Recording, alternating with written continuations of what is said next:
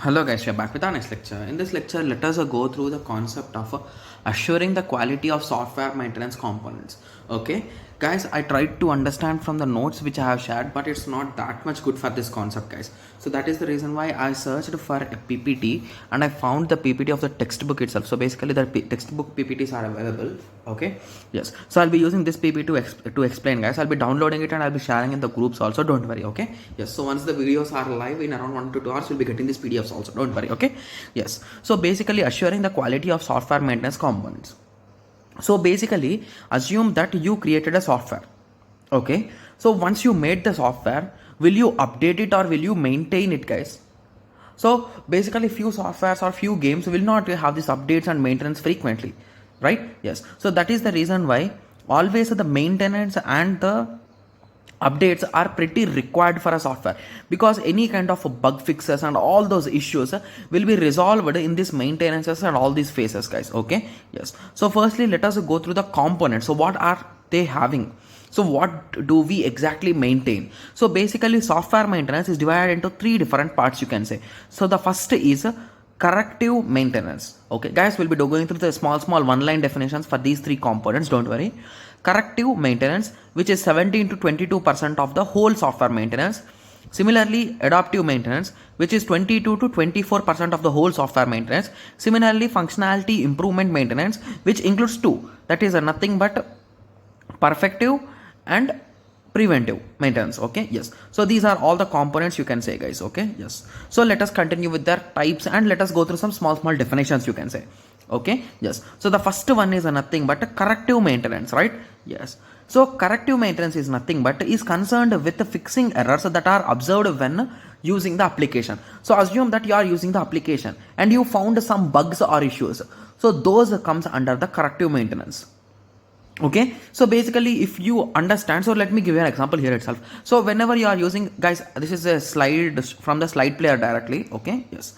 Okay, so basically, whenever you assume, so when you press on the right side, it should go to next slide, right? It's going. But when you press on the left side, it should go to previous slide. But here it is going to next slide. So this is a small bug, you can say, or issue, you can say. Okay, yes. I don't know exactly how this slider is built. Like anywhere you press, it will be going to the next slide only. Okay, yes.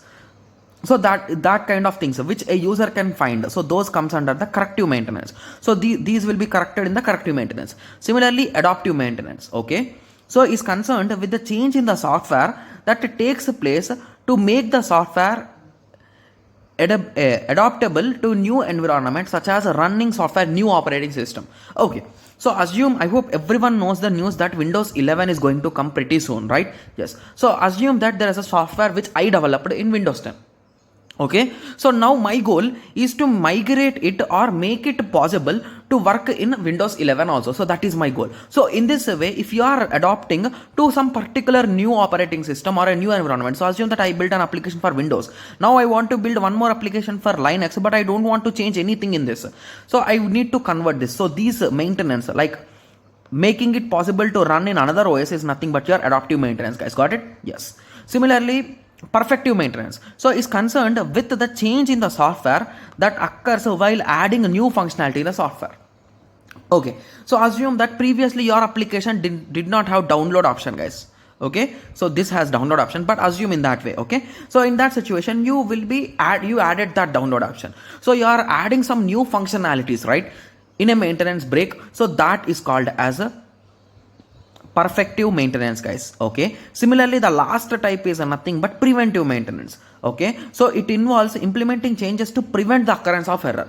So assume that the download button is not working. Okay, so in that situation, you held a maintenance break for 1 or 2 hours and you repaired that maintenance button. So that concept is nothing but preventive maintenance.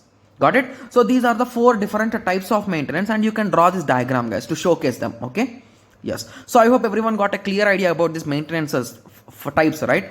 Yes. Okay, so I hope everyone got a clear idea. So what are the difficulties which a user can face, guys? Okay, so the differences or the difficulties which a user can face is some software failures. So basically, when you are using the application, suddenly the application will close or it will force stop. So that comes under the software failure. And it similarly, documentation failure or documentation is incomplete. So assume that you created a document for the users to read, like user manual, which most of the applications will give. So that manual you created, but it's not opening in the user's end. They cannot read it properly. There are some line breaks which are missing. Few lines are missing. So in that way, if they are missing, so the document failure will comes under there. Similarly, incomplete documentation. So this also comes under there, and user insufficient knowledge. So assume that in your documentation you mentioned your code, how your code works, how your things will work, and you are giving this to a end user. So basically the end user requirement is not to learn the coding or the concept behind your program, right? Yes. So in this situation, it is a waste of his time to understand those things. So that will also be an issue, right?